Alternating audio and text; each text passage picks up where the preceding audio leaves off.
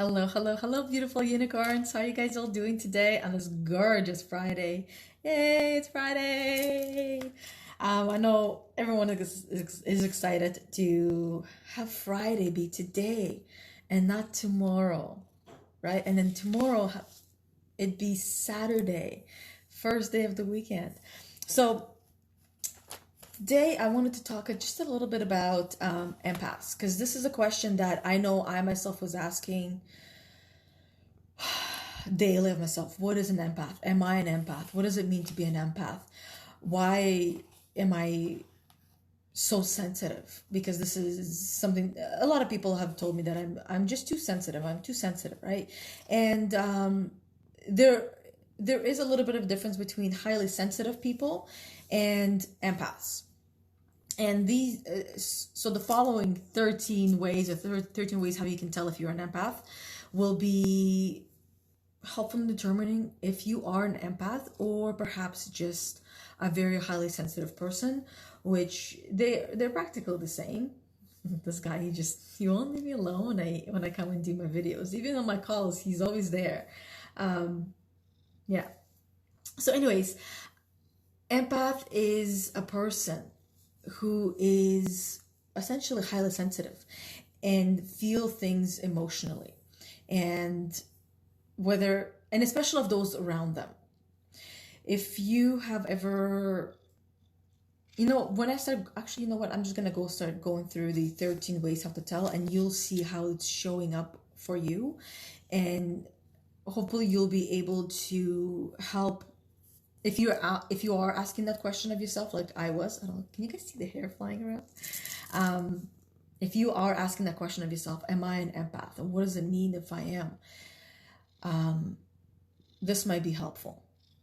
I know it was for me, finding out was an empath, and how does that apply to me? How does that affect me?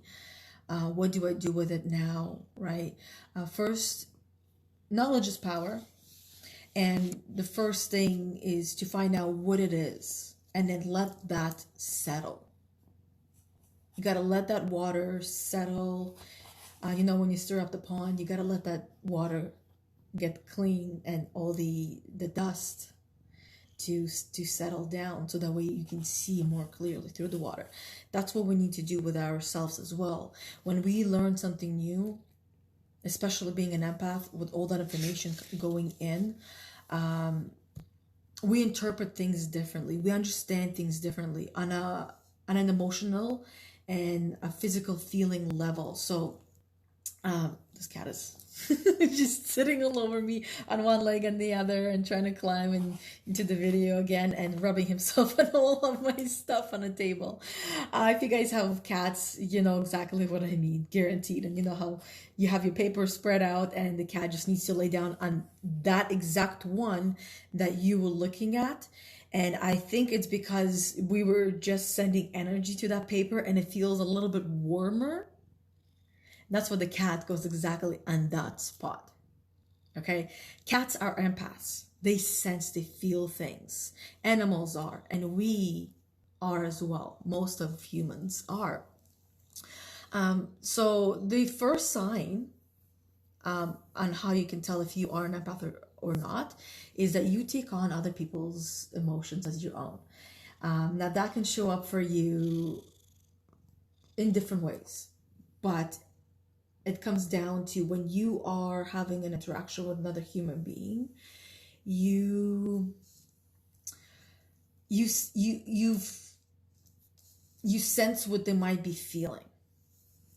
You may even feel like what you're feeling right now is you, and you might take on their emotions, take on their energy, and think that it's you that's feeling that way.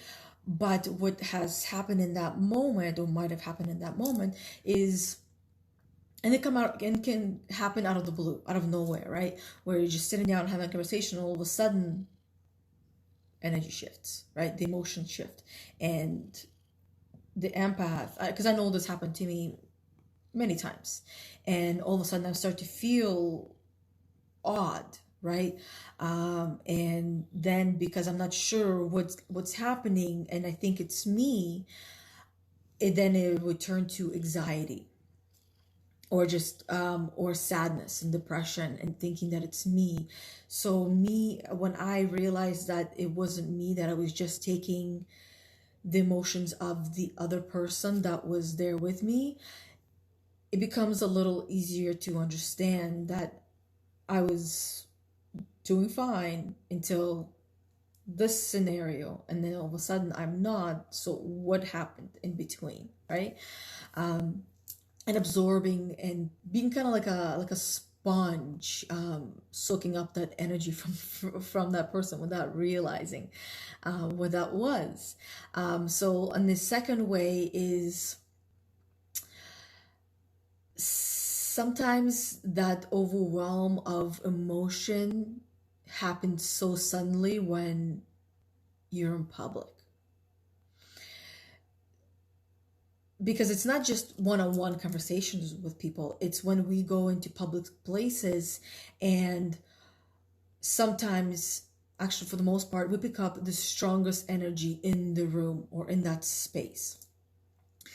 Everything that we're going through right now with this COVID is a great way to really tell if you are an empath or not. Because if you are going out into public places and you're feeling fine, you're feeling awesome and great, and all of a sudden you're in this public place, whether it's a grocery store or a park, and there's a lot of people, and or there's a person across the street or somewhere wearing a mask and you're not, you might start to feel this overwhelming emotion and not sure what it is or where it's coming from, and of course thinking that it's you, that it's happening. Well, it is happening in you, but thinking that it's you and you caused it, and trying to figure out what did you do to cause it.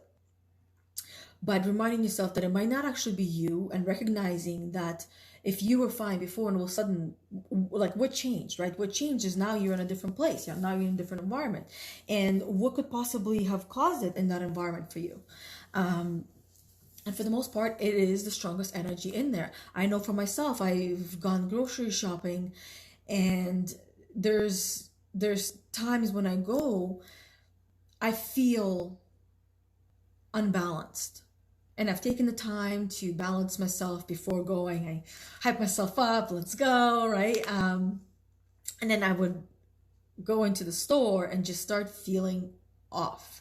So feeling the vibes, I guess, in the room and in that space. So the third way is that to you feel that it is important of what the vibe is in the room that you're going into the place that you're going into. Because we as empaths, we feel a lot, and the atmosphere that is surrounding us is important to us. So if you find yourself kind of thinking about, what am I walking into? What's going to happen when I go in there? And like, we all know that when we're surrounded by peace and calm, we flourish. An empath flourishes in the environment that is peaceful and calm. They thrive. And when we're in a place that's not, obviously that does the opposite, right? And it can help us transform. Like, so think, for example, what would you prefer? I guess this is the question that helped me decide, and not decide if I'm an empath. It's not the decision, but realize that I am an empath. If you had to choose to spend an hour, let's start small, to spend an hour, maybe, then you can think of a day, but to spend an hour in a room full of people, like at a party, or outdoors in nature, whether it's by the pond, by the creek, in the forest, hunting, fishing, outdoors in nature. If you had to pick one of them, which one would you pick? Because like for me, that was a determining point that helped me to realize that I am an empath, because in that scenario I would much rather spend time outdoors, whether it's exploring, because it can be a lot of fun, exploring, hiking, or just sitting down and doing nothing and just chilling and playing with the water or rocks or whatnot. So that was another one that has helped me as well. So number 4, because I'm gonna try to be cautious of everyone else's time. I know I can talk a lot because I love doing that, but I'll be cautious of your time as well. So let's go into the next one. The 4th one is, you just seem to understand where people are coming from, right? And this is a core trait of an empath, actually, and that's according to Dr. Orloff. I can't remember her first name, but Dr. Orloff, she was the one that said that this is like a core trait of an empath, even more so than absorbing the emotions of other people. And it's like an intuitive hit in the sense that you get when you're having a conversation with someone, and you intuitively sense that someone is trying to, like, what they're trying to express without them having to explain everything, and even if they're having a really hard time expressing what they're trying to express, you just know and you get them, right? It really comes down to that feeling that you're connecting with the person and you're actually understanding them on a different level than just language. So that was number 4. Number 5 is this one is a big one, is when people turn to you for advice. A lot of friends or family, or sometimes even strangers, might find themselves reaching out to you for support, for advice, and for encouragement, because they know that you are a good listener. They know that you are not just listening for what they're saying, but you're actually feeling what they're saying. And you are, again, understanding them on a much deeper level. And they know, it's almost like you're their medicine. And by you being close to them, or them having you close to them, they know that whatever advice you give them, it helps them to kind of like let go and move on and move forward. So this is definitely a fairly big trait of an empath as well. The next one is, and this one was a really, really big one for me, tragic or violent events on TV or on social media can really trigger you, and sometimes almost like paralyze you, incapacitate you. And when we as empaths read a really sad story, or watch a sad movie or show, it can affect us deeply. In a sense, it's like we're actually living through it. When I know with me, there's certain shows that I've watched that I felt like I was actually living that life, and I'm hearing it and I'm experiencing it and I'm feeling it deeply, and I'm standing there and bawling my eyes out and crying like a big baby because I'm feeling what's going on. And that just means that those actors are incredible, because if they were able to feel me, if they were able to create the feeling that they are trying to create in that scene, and they did an incredible job, because I felt it and I lived through it. That is like a huge empath trait as well, like feeling and really like living through it and feeling that pain of loss and the grief and the sadness as our own. And I hear that quite often, pretty much in almost every conversation that I have with people, because I have learned to guard myself from narcissists, because narcissists are naturally attracted to empaths because they recharge themselves with empath's energy. So I've learned to not they're I'm not they're not they are not attracted to me as much anymore as they used to be. Before it was always like narcissist after narcissist, and it was bringing me down. But once I learned to say no and to create boundaries, they started to just fall off, and I was able to just go on with myself, right? So anyway, so the next one is you. This is a really good one, because I am. It's like the love that you have for pets and for animals and babies, and especially baby animals. It's like you can't control yourself. I know, like, that's always been me ever since childhood. I even got a medal in grade 3 for being the biggest animal lover of the class. And I think that was actually of the whole entire school. They used to give out medals back in Russia. I think my parents might still have it, but it was a medal for an animal lover. And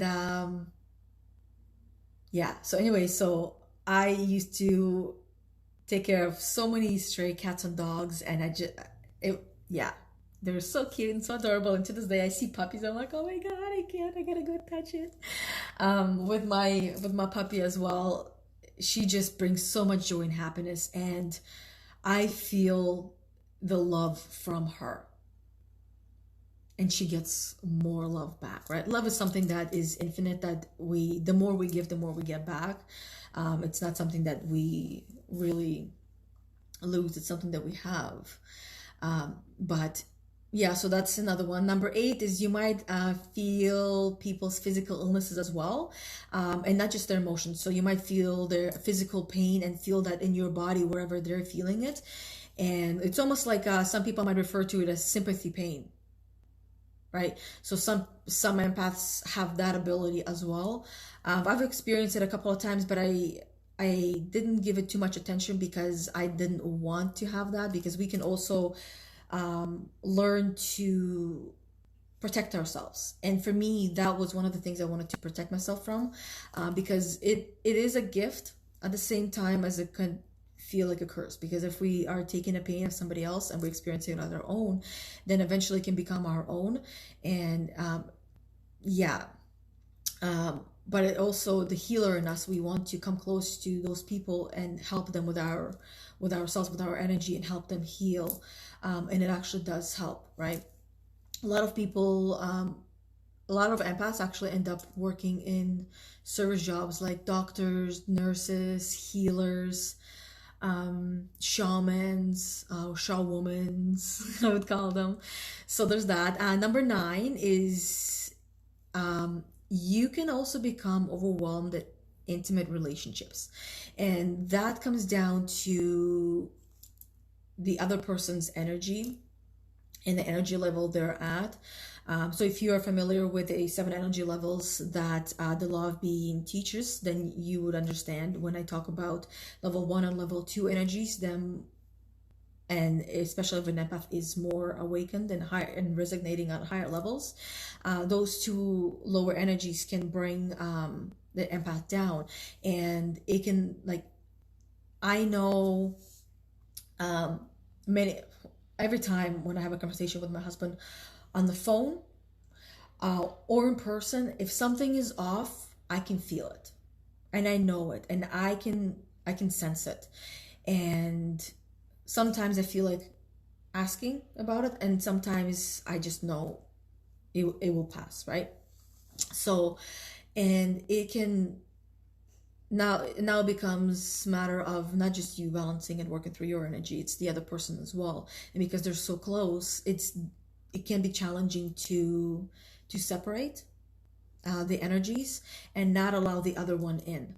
That's something that I realized as well, and I had learned to protect myself, right? To not allow my partner's energy to affect mine, and vice versa, right?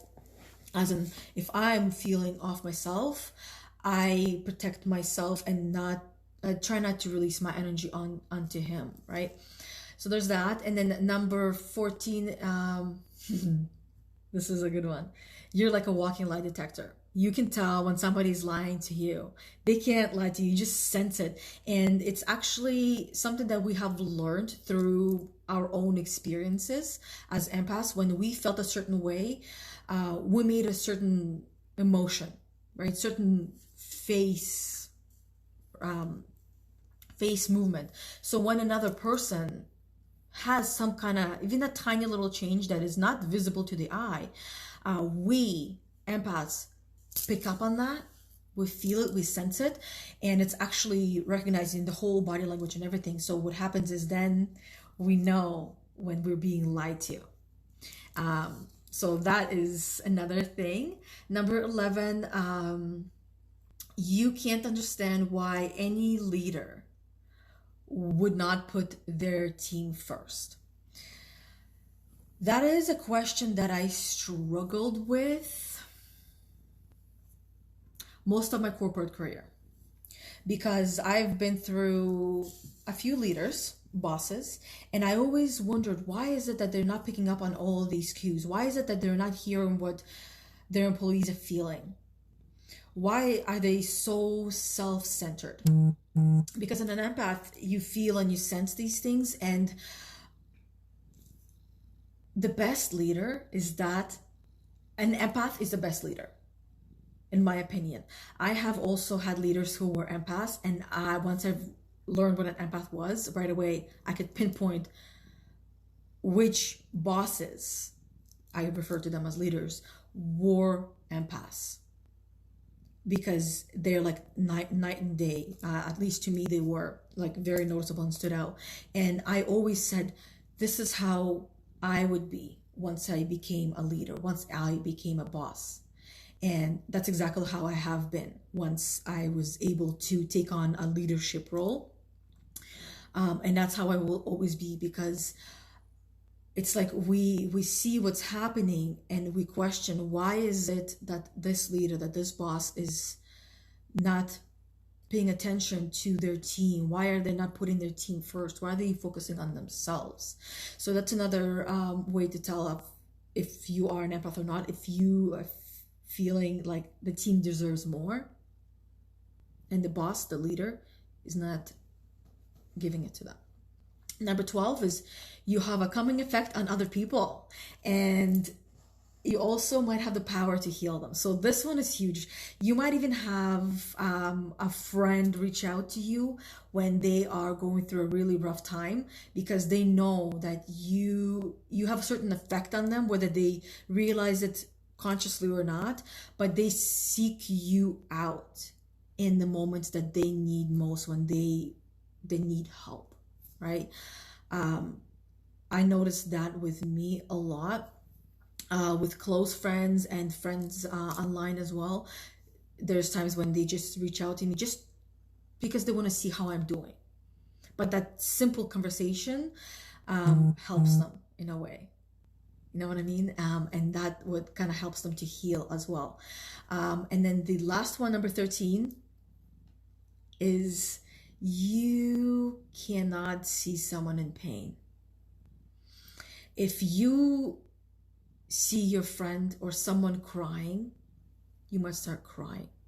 When they're physically or mentally hurting, you can start to feel that pain, and it hurts you on a physical, mental, and an emotional level to see them in pain, and you want to fix it, and you want to help them, and you want to heal them, and you're trying to do everything in your power to do that. Because to you, some empaths are more for animals, but most are for like human empaths, where we sense and feel, we can sense and feel both humans and animals. But what I mean in the way is that we love human beings. We understand them and accept them, and to us they're almost like shining, and they stand out, and especially those that are in pain, we feel them in a different level, and we want to be able to help them. We want to hug them and take all of that away and say, okay, I can carry it for you. You're free to go. I fixed it for you, right? And even that example right there, it has its benefits, advantages and disadvantages as well, because imagine what happens when you take on the pain of that individual onto yourself and not know what to do with it and hold on to it like it's yours. Because if we start to claim something that's ours, it's going to be ours, it's going to stay with us. So all of these ways of how you can tell if you are an empath, all 13 ways, they have their advantages and disadvantages. And once I learned that, I started working through each one and going through each one. I'm sure there's more, but for me, I didn't want to have too much on my plate to work through. But these stood out the most to me, and I started working through from each one, benefits, like advantages and disadvantages of that topic, I guess I could call it, and deciding what I want from it and what I don't want from it, and the things that I don't want, how do I now let them go, right? Or protect myself from them, and just focus on the benefits, because those matter the most. Being an empath is a gift if we know how to use it and protect ourselves. Because if we don't, I can tell you from experience, we can lose ourselves mentally, physically, and emotionally. And that's where I found myself, because I was working at a place where everyone was always angry, always upset, and was really very emotional in a negative way, and not realizing that because I didn't know I was an empath. I just found myself deteriorating, because I have always been very happy and a joyful person. Yes, I've gone through depression, and yes, sometimes it still comes back. It's just kind of like a roller coaster of life, and seasonally as well. But I ended up absorbing all of those energies of everyone there. And it's like I said in the beginning, when you walk into a room, when you walk into even a big store, you all of a sudden might feel overwhelmed or off balance, and it comes out of nowhere, like a wall you walk into, and it's like, whoa, what is this? What's happening, right?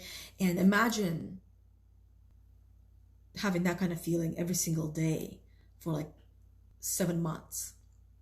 Eventually, it can affect an empath very deeply, and that's what it did to me. And I only learned that after I had quit that job, because I quit it because if it started to feel really overwhelming, and it became too much, to a point where, like, I kid you not, the last day my hands were like this. I couldn't even like move my hands, and I learned that was panic attacks because of all of these energies. So yeah, if you are experiencing anything like that or anything close to that, please, please, please educate yourself on what you can do to help and protect yourself, because you are important and you matter. And if you don't do anything about it, nobody else will do that for you. It's just a simple truth, right? Nobody can fix anything for us because they simply don't even know where to begin. Yeah, so protecting ourselves is first and foremost, and everybody else is secondary. And yes, including your children. And I know some might agree and some might disagree, but think about it this way.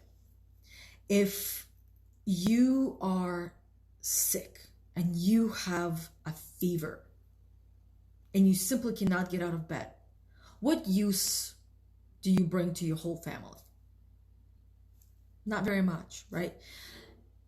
That same sickness example can be applied to when you don't take care of your well-being. You might not have the physical symptoms of being sick, but the mental symptoms are there. And if you don't take care of you, then you're only bringing 50% of yourself to anyone's life, including your children. So if you want the best for your children, then it starts with you.